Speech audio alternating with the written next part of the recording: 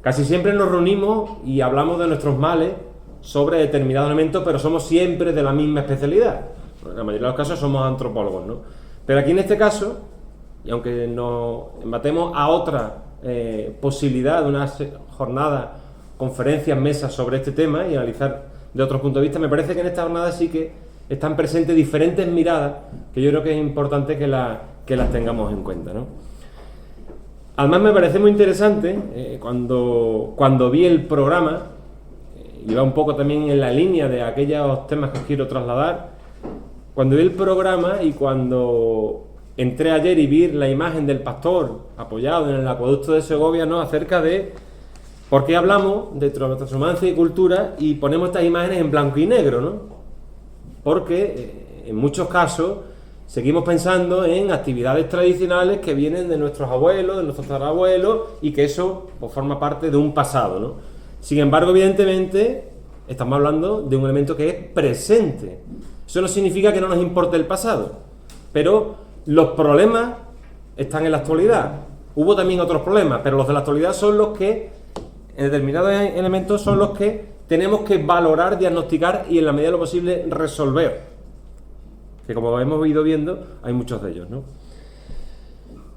Desde la administración cultural es verdad que hay muchas cosas que no podemos hacer, pero hay otras que creo que afortunadamente sí se están haciendo. Una de ellas, por ejemplo, es la ratificación de la Convención de Patrimonio Cultural Inmaterial de la UNESCO del 2003 por parte del Estado español, y otra es la declaración bajo la figura de manifestación representativa de determinados elementos del patrimonio cultural inmaterial. En este caso, la transhumancia en el 2017. Lo que debemos plantear en el momento que estamos ahora mismo es ¿para qué sirve ese reconocimiento? Señalaba antes María, ¿no?, de que el tema del precio del cordero, bueno, ya es algo. Efectivamente, quedan muchas cosas por resolver, pero tenemos una manifestación representativa como es la transhumancia, a la cual debemos de pedirle respuesta a muchos de los interrogantes que van surgiendo.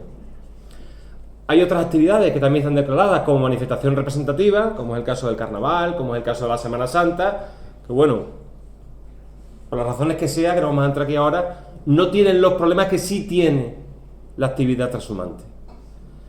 Entonces, tenemos por un lado el reconocimiento, pero creo que no solamente nos debemos de quedar en el reconocimiento, sino tenemos que aspirar a ir más allá. Y yo creo que en ese sentido son evidentes los objetivos que este curso se plantea.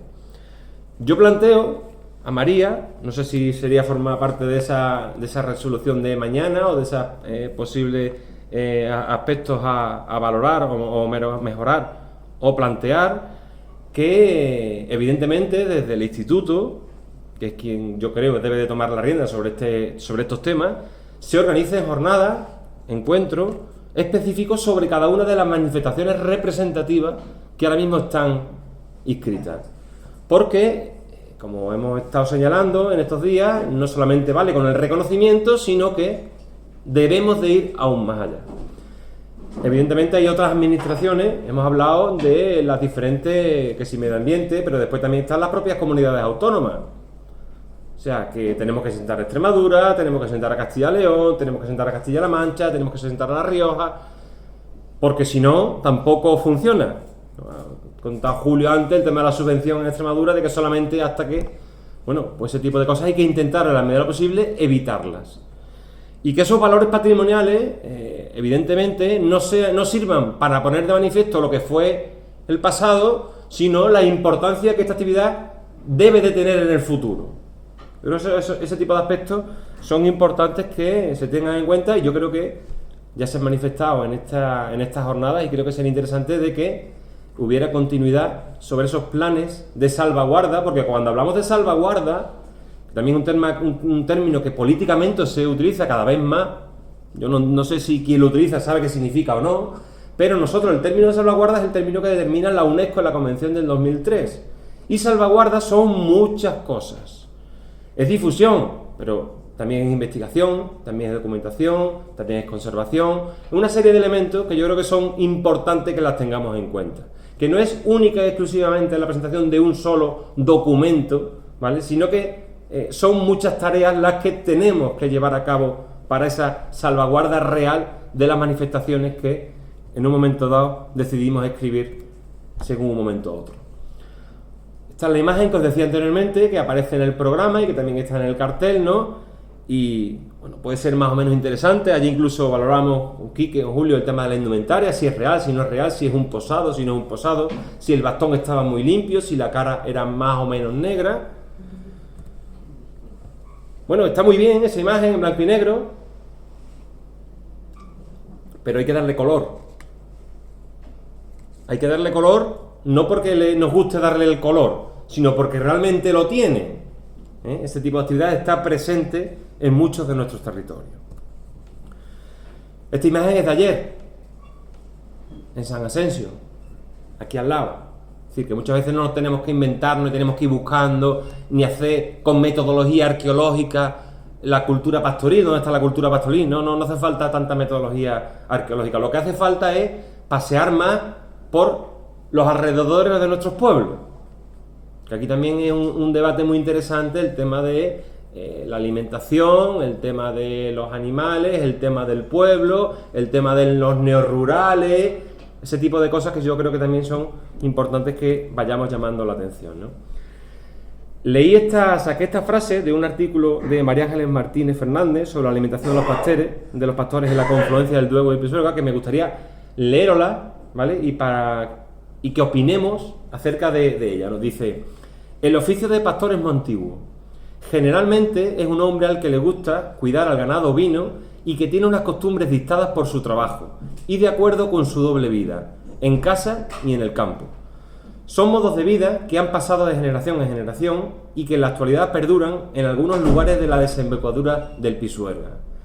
Al pastor le gusta la soledad del campo, donde se pasa la mayor parte del día con la única compañía de sus ovejas y de su fiel compañero, el perro.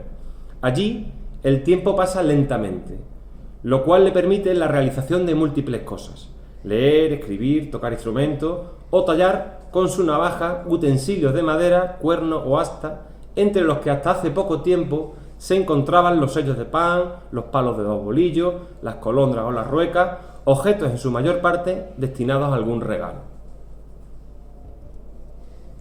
Bueno, yo no voy a hablar solamente, me gustaría... Bueno, pues de risa, de risa. Significa que esa no ha visto ni un pastor en su vida y que no creo que haya salido pues, del centro de Salamanca. Pero el problema es que esa cosa tan bucólica, demasiada gente la tiene en cuenta. Es decir, el problema es que no hemos sido capaces de pasar de blanco y negro al actual. Cuando hablamos de transhumancia, lo importante es, aquí no se habla ninguna vez, pero quizás la conclusión debería hacerse cómo se puede modernizar, no la transhumancia, sino la ganadería extensiva o la ganadería en general. Problema, vivimos en una sociedad urbana. A partir de ahí ya las soluciones son complicadas y distintas. Y dependerá seguramente de nosotros, que no estamos, seguramente la mayoría no estamos ni en un sitio ni en otro. Y el problema es cómo transmitir una cultura, unas formas de ver la vida que tienen poco que ver con las prisas, con las ganas. Y la otra historia es, pues incluso el concepto de trabajo. Pensamos que el pastor no trabaja, que está en el campo, que no tiene ningún problema. Hace poco en Soria se hizo Presura. Una feria para la... Yo perdóname, me acuerdo de Nico que está haciendo aquí, güey. El resultado, pues que todas las soluciones que se daban pasaban necesariamente por trasladar los modelos urbanos al modelo de campo. Y yo creo que hay simplemente que aprovechar distintos modelos, pero creo que son dos formas distintas de acercarse a la vida y a la vida en sí. Y claro, y este problema es más frecuente de lo que parece. No sé si pensáis el resto lo mismo o pensáis otra cosa distinta, si os sugiere esa frase otra cosa. ¿Cómo que no? Que si ¿Sugiere qué? Que si os sugiere algo distinto de lo que el compañero ha mencionado. No, estoy perfectamente de acuerdo con él. Y el problema es que en 1990. Sí, pero que si pusiera el vídeo de 1990 a 2019... Sí, serviría para muchas personas. Yo creo que esa lucha hay que llevarla a cabo. Esa imagen idílica, bucólica de la que hemos hablado y demás, bueno, vamos, he cogido el texto de ella, pero vamos, yo creo que voy a haberlo cogido de otros muchos autores y autoras que siguen trabajando y escribiendo sobre este tipo de cosas. Sí, Psicología de señor. Que no, que tampoco es tan raro. Quiero decir, yo No. antes de mi primera experiencia, porque yo siempre había estado con pastores estantes, la primera vez que pude ir a una transhumancia, me quedé alucinado, pues como aquel que se cayó del caballo, y yo, pues antes, pues podía decir que yo la visión que tenía incluso de mis amigos, porque son amigos directos, cabreros, amigos de mis padres, sus padres y tal, y toda la vida hemos estado juntos, y yo tenía pues esa visión a lo mejor de lo que hacían ellos. Ellos no, ellos me decían que yo era un niño de papá, que venía a almorzar con ellos y a pegar 4 tiros por la sierra cuando a mí me apetecía, pero que ellos estaban allí todos los días. Y me acuerdo un día que hizo mucho frío y encendieron un fuego y digo, aquí no se puede encender fuego. Y dice, bájate corriendo al pueblo y avisa a la Guardia Civil que venga a tocarme a mí dos, ¿sabes?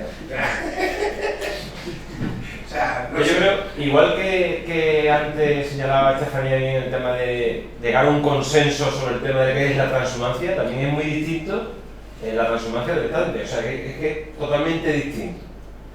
Y la figura, además también tiene que ver, en el caso, por ejemplo, que yo más conozco, que es el caso de Extremadura, acerca de la condición social del pastor.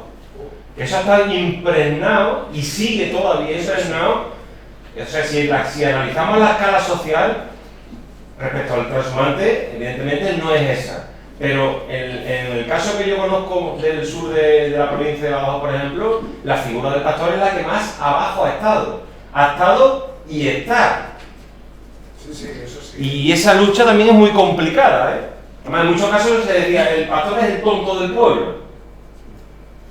O sea, que es una realidad también que nos encontramos cuando... Sí, Puntualizar un- sí, claro. También hay diferencia entre el pastor de bovino y el pastor de caprino ovino. Claro. Porque el pastor de ovino es ganadero, o por lo menos ganadero, Ujú. y los otros son pastorcillos, ¿no? También. Una diferencia. Sí, totalmente. Ujú. De manejo. Claro, Casi totalmente. Sí, sí.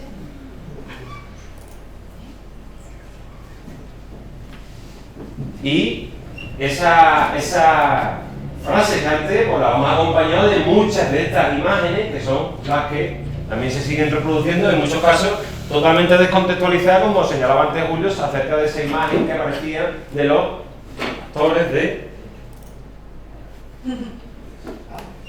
Evidentemente, no solamente es que pasemos del blanco y negro al color, yo creo que hay que mantener el blanco y negro y hay que también tener el color, pero también es interesante y necesario que actualicemos qué es lo que está pasando respecto a este mundo en el 2019, que es donde estamos.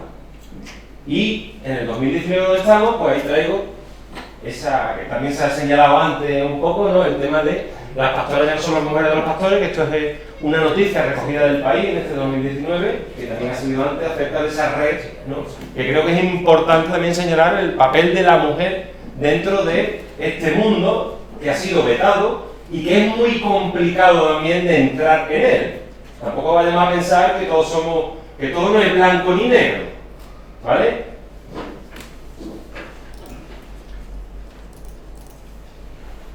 En este sentido, un poco la intervención era sobre esa relación entre dehesa y cultura pastoril, ¿no? Dehesa, que si nos vamos al diccionario de la Real Academia Española de la Lengua, dice del latín defensa, defendida o acotada, dice tierra generalmente acotada y arbolada, por lo común destinada a pastos. Seguimos. Un aspecto que me llama también poderosamente la atención es, desde el mundo del campo de la antropología, que es de donde yo vengo, de qué atención se le ha prestado a este tipo de elementos. Y evidentemente sobre la cultura pastoril y los estudios de comunidad desde los inicios de la propia antropología están muy presentes, ¿vale? Pero el campo de la dehesa, los trabajos sobre dehesa, sí que desde el punto de vista de la antropología son muy escasos los trabajos que hay al respecto, ¿no? Quería señalar algunos, por el caso de Extremadura, de profesor Rufino Acosta, que sí que tiene un trabajo que es Entramado de la Diversidad, que me parece que es un magnífico trabajo sobre estos temas y que pues, se acerca de una forma u otra a lo que significa la dehesa desde el punto de vista cultural, ¿no? Bueno, la dehesa como agroecosistema, la importancia de los 3 sistemas de aprovechamiento, todo lo que tiene que ver con el universo simbólico de la dehesa, ¿no? Aspecto importantísimo acerca de la propiedad del terreno de la dehesa, ¿no?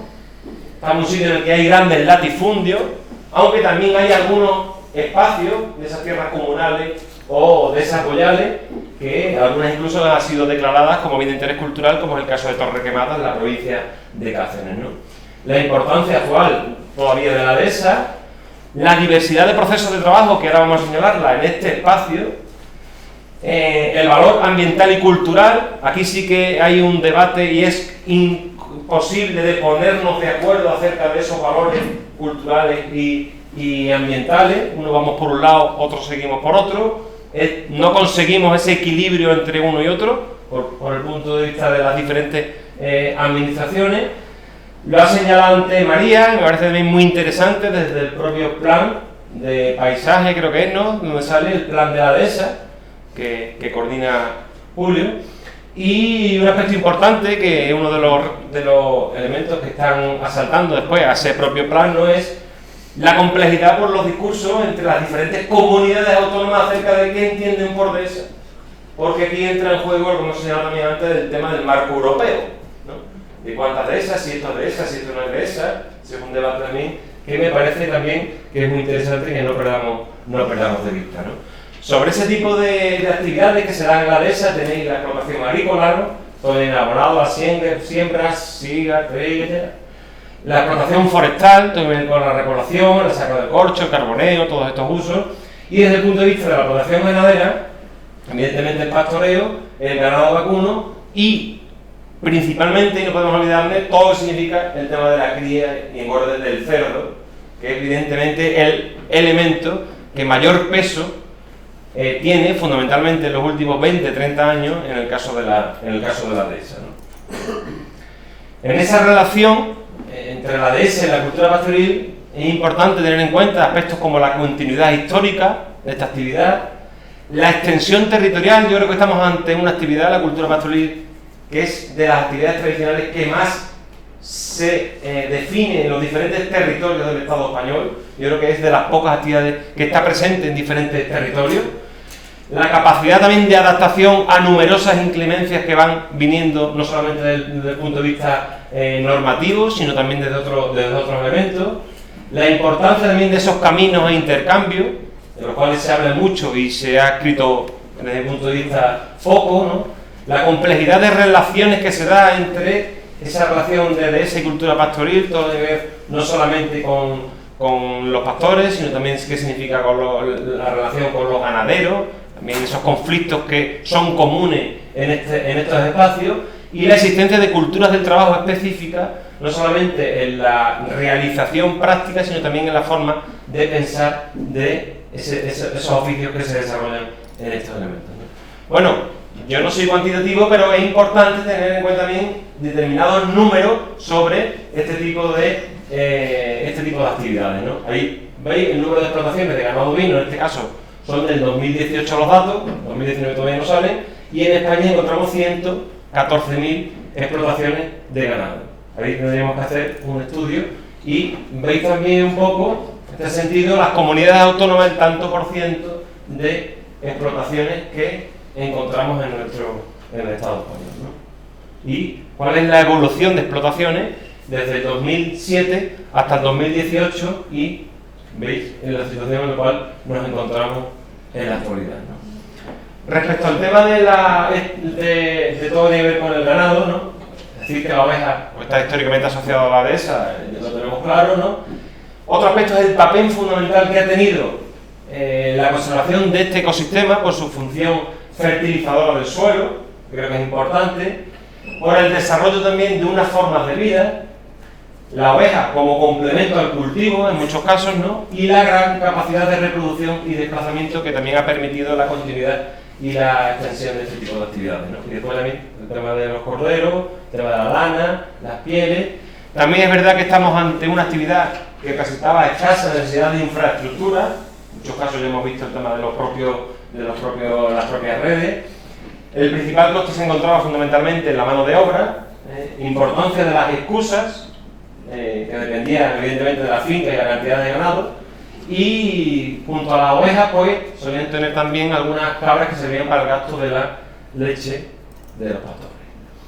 También hay diferentes tipologías dentro de esos pastores. Está la figura del mayoral, la figura del zagal, la figura del temporil. Es decir, los pastores se acomodaban de San Miguel en San Miguel, el 29 de septiembre. Muy importante también, en este caso, la existencia del día de feria de ganado, en el que tiene un papel importantísimo el tema del ganado ovino, como es la feria de San Miguel en Zafra, que sigue estando vigente. Los pastores empleados durante todo el año, sobre todo la figura de zagal, solían pertenecer a la misma familia, ¿no? Y ganaban un sueldo y en especie o cundío, que puede ser por ese tipo de elementos, ganado, garbanzos, chacín, aceite, harina y otros elementos, ¿no? Decir también que la figura del mayoral, o se conoce como el pastor, ¿no? Pues atendía por un lado a la manada, que no era suya, y a la piara, que sí que era suya, y que por parte del propietario le permitía un tanto por ciento, que se valoraba entre el 6 y el 10% de las cabezas de ganado, ¿no? Evidentemente, cuando hablamos de cultura pastoril, no podemos pasar por alto de analizar desde el punto de vista patrimonial tanto los valores materiales como los valores inmateriales. Es verdad que últimamente prestamos más atención a esos valores inmateriales.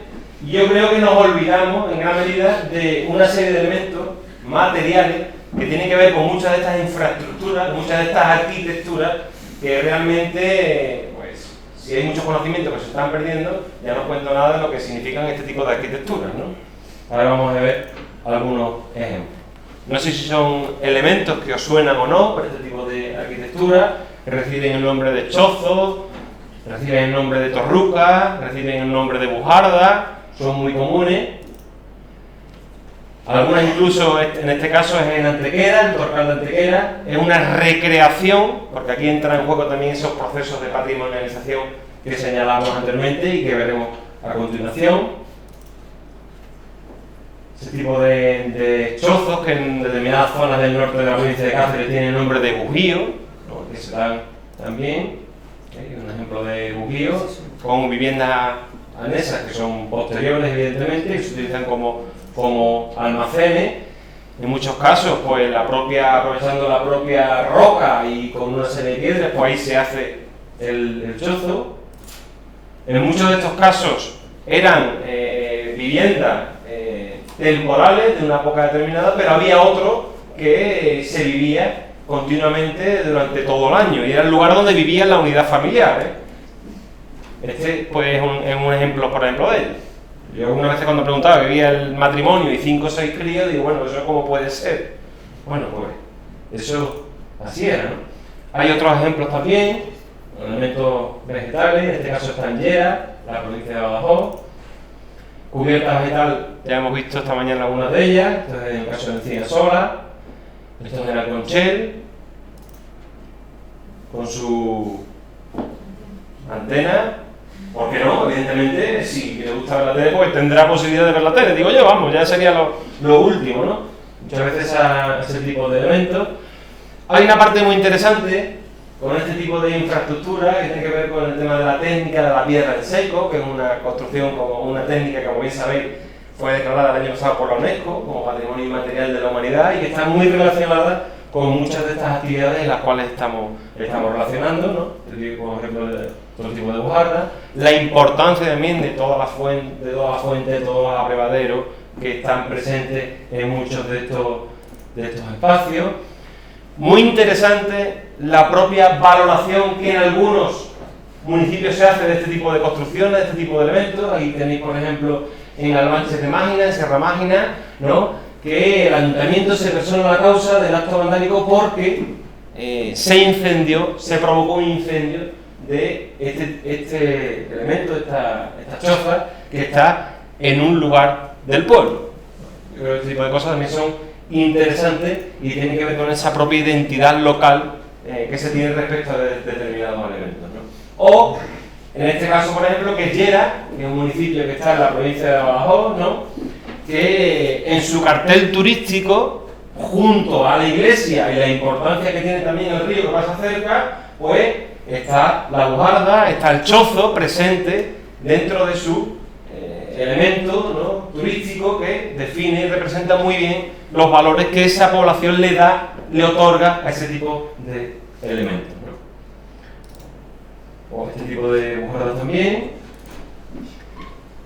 También es verdad que muchas veces ponemos las imágenes, dan esa visión tan idílica del chozo en mitad del campo, con su verdecito, con sus pastos, pero también muchas de ellas, en este caso está al lado de una cantera de cemento, pues también muchas de ellas han sido sucumbidas por este tipo de elementos que no tienen nada que ver con ese tipo de cosas, ¿no? También os traigo esta imagen que es del Museo del Pueblo Asturiano, que también me parece interesante porque es de los pocos ejemplos en el Estado español en el que hay una representación de diferentes tipologías arquitectónicas dentro de una instalación museística, ¿no?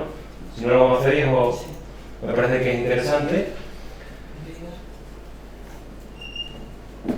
Decidme, ¿me decís algo de la imagen? La fotógrafa no la hiciste. No es ayer, pero... No. Más bien no. ¿Y lo que le puedo decir? Sobre el tipo de construcción, sobre el tipo de arquitectura, ¿podemos decir algo o no podemos decir nada? No sé. Muy luminosa. Ujú. Mete la luz. Por fuera mola más que por dentro.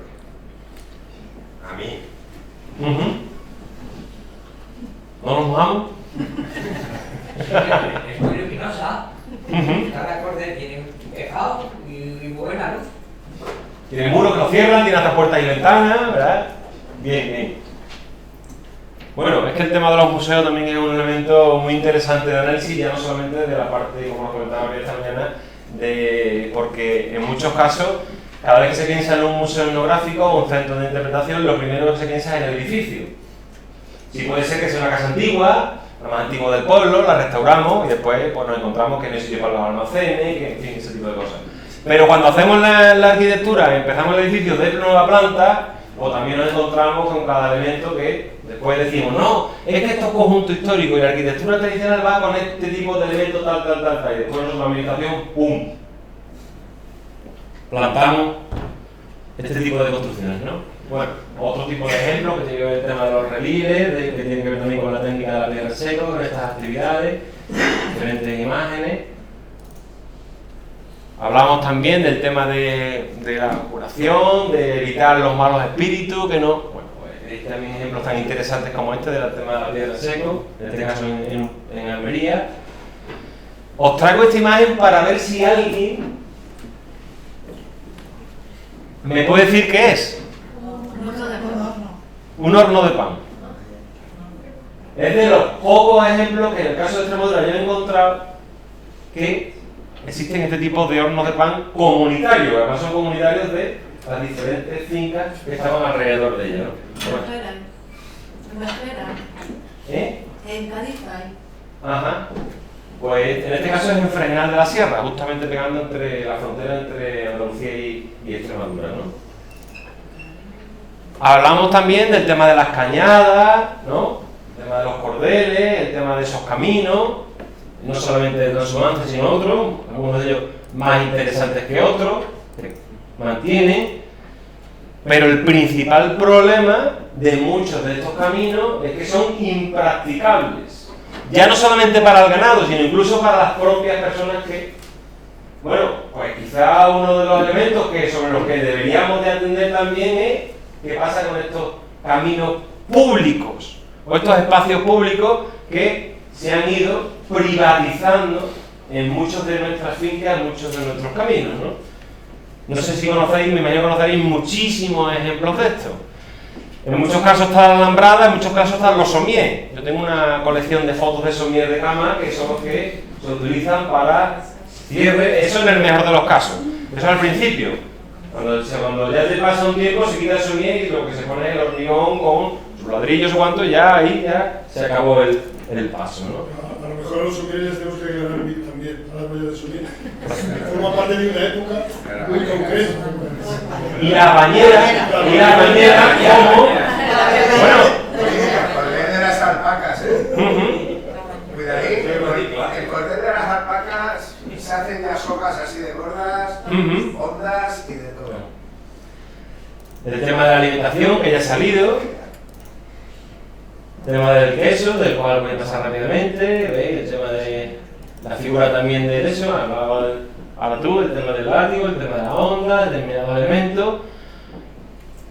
Otra cosa importante es que podemos también pensar en esa imagen idílica de la ovejita en el campo, verde, qué interesante, qué bien, esta imagen de la Navidad pasada, pero es que lo que tenemos en la actualidad es esto.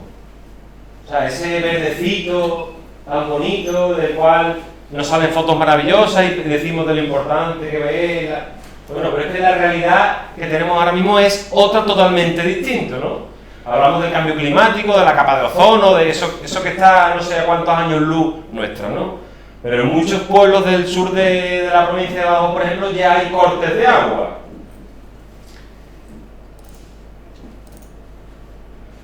Una cosa importantísima que tiene que ver con la cultura pastoril, o al menos a mí me lo parecía, era el tema también de la tradición oral que ha estado y está presente en muchas de nuestras manifestaciones, ¿no? Y que han sido recogidas. En este caso, pongo una imagen del Centro de Interpretación de la Fiesta de Cuadras de la partida de Cáceres, que es la aparición del pandero cuadrado, que es un instrumento que encontramos en todo el oeste peninsular. Ahí tenéis imágenes, en este caso es la danza del pandero cuadrado de Encinasola, que está al norte de la provincia de Huelva, y, como veremos después en una imagen, la relación que existe entre estos municipios de diferentes comunidades autónomas. Tenemos Castilla y León, tenemos Extremadura, tenemos Huelva y tenemos también Portugal, que también es importante que tampoco la perdamos de vista, aunque la raya nos marque esa diferencia de países, ¿no? ¿Veis? Imágenes de ese tipo de banderos que también los encontramos en otros lugares, pero creo que también no podemos perder de vista, evidentemente, que la transhumancia pues, fue un camino de ida y de vuelta, y en ese intercambio también los instrumentos musicales y la tradición oral tendría mucho que decir, ¿no? En el caso, por ejemplo, de Irañanova en Portugal, pues incluso ha sido creada como una red de ciudades creativas por parte de la UNESCO respecto a la figura esta del pandero, ¿no? Ya se ha hablado aquí también, en este caso, el tema de todo este tipo de elementos también, que tiene que ver con la sonoridad asociada a este tipo de actividad. También el tema del arte pastoril, que después lo señalaré, algunos aspectos.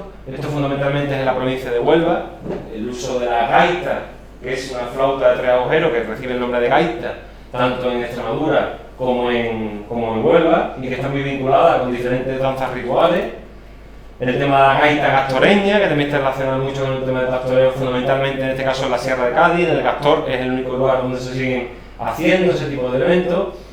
La danza de pastores, en este caso es Vélez Rubio en Almería, pero es muy común no solamente también en Almería, sino también en Extremadura, e incluso en una de las danzas que más se ha trasladado a determinados países de América Latina, ¿no? Tengo un vídeo ahí, pero voy a pasar, si queréis o en otro momento lo podéis ver, que también es muy interesante. Todo el tema de la representación, lo dejo si quieres hacer la foto. El tema de la representación de los autos de los Reyes Magos, en el que el papel de los pastores y de las pastoras es muy importante en toda esa representación, ¿no? En este caso, por ejemplo, es el Viso de Córdoba, que está en la comarca de Los Pedroches, al norte de Córdoba, una comarca muy interesante también, que está en frontera entre Andalucía, Extremadura y Castilla-La Mancha.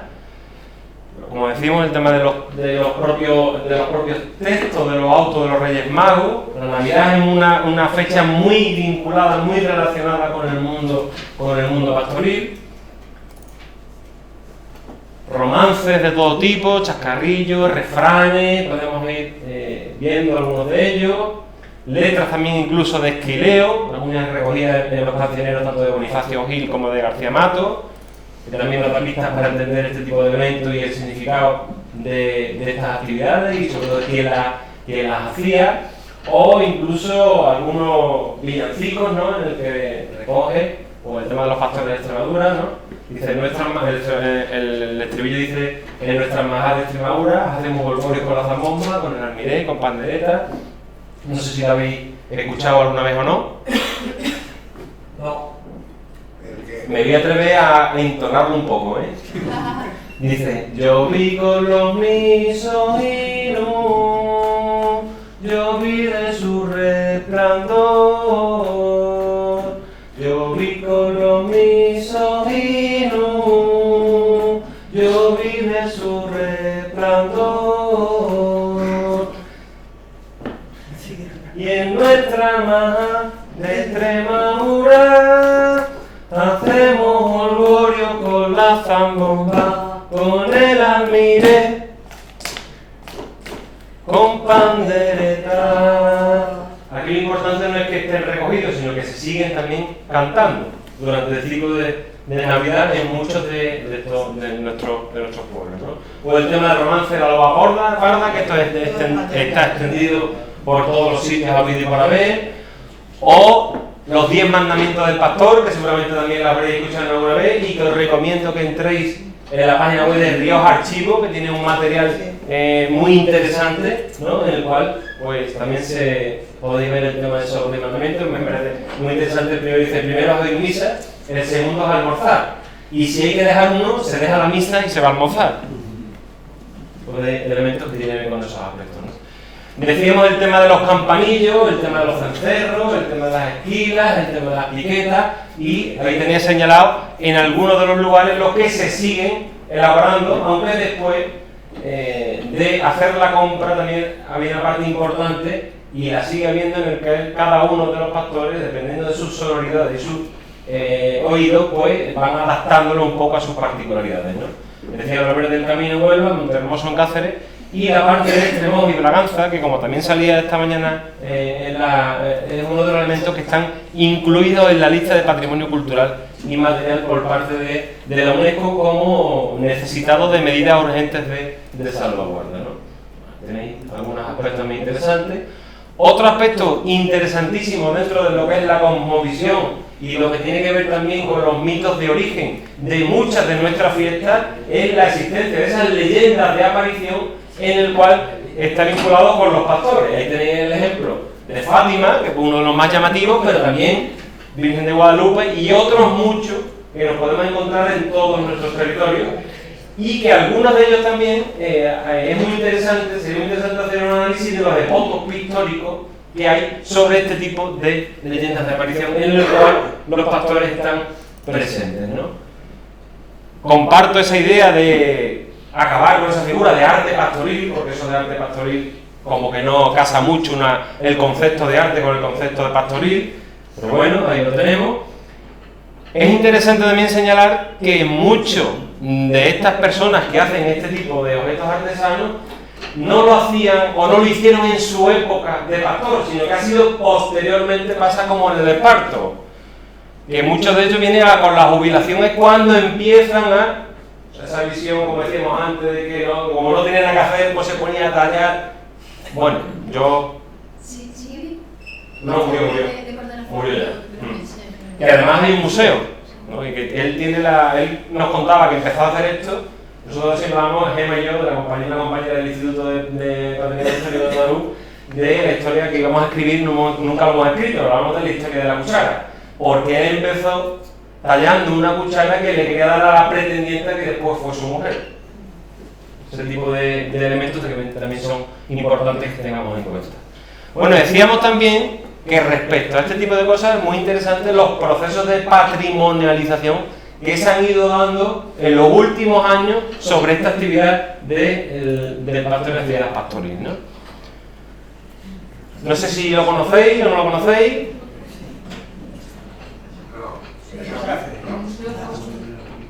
El Museo Fóstel en Malpartida, que nos puede llamar la atención mucho, pues la instalación, esa performance que hay creativa, ¿no?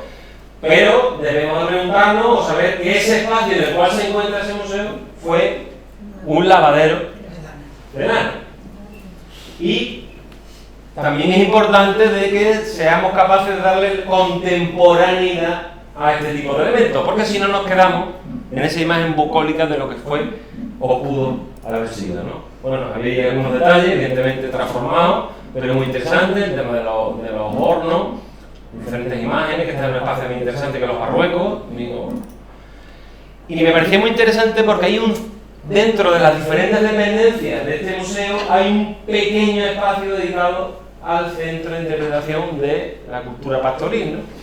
Y en un sitio que casi ni se ve, pues hay este texto que me parecía muy interesante traerlo, que dice que con el Centro de Interpretación de las Vías Pecuarias e Historia del Lavadero de Llanas de los Barrancos se cierra un ciclo en la concepción de este museo.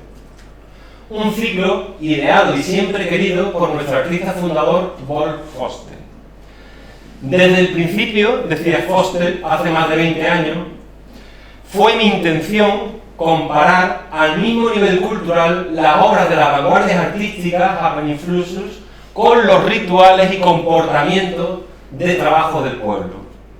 De establecer un diálogo entre campesinos y artistas. En esta escuela de arte de Malpartida, todos son alumnos y todos somos maestros. Arte es vida, vida es arte.